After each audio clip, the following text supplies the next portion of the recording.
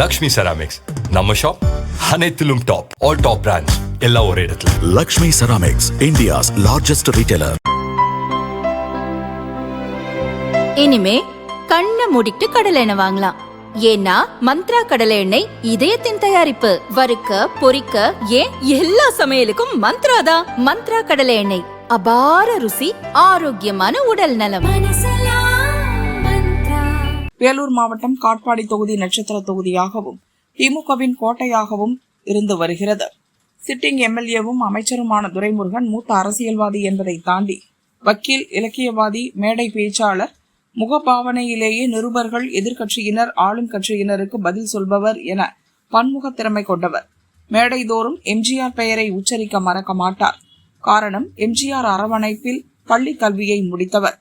கந்தன் கருணை திரைப்படத்தில் முருகப்பெருமான் வேடத்தில் நடிக்க ஒத்திகை முடிந்து தேர்வாகிய துரைமுருகனை கண்டித்த எம்ஜிஆர், உனக்கு நடிப்பு தேவையில்லை என்று கூறி சட்டக்கல்வி படிக்க வைத்து அரசியலில் நுழைய வழிகாட்டினார். அந்த நன்றியை இன்றும் மறக்கவில்லை துரைமுருகன்.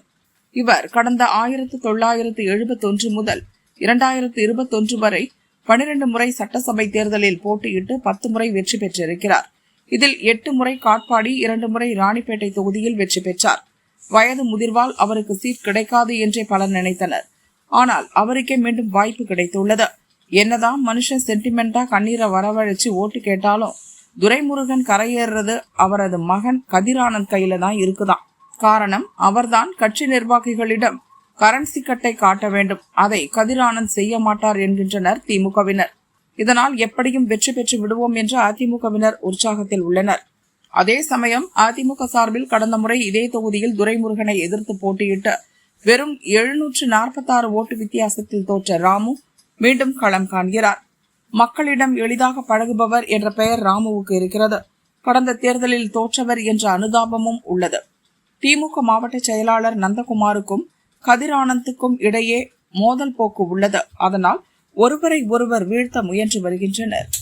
கதிரானந்துக்கு செக் வைக்கும் வகையில் அதிமுக வேட்பாளர் ராமுக்கு நந்தகுமார் மறைமுக உதவிகளை செய்து வருகிறார் என்றும் சொல்கிறது கள நிலவரம். மொத்தத்தில் மூத்த அமைச்சர் துரைமுருகன் கரை சேருவது கஷ்டம்தானாம்.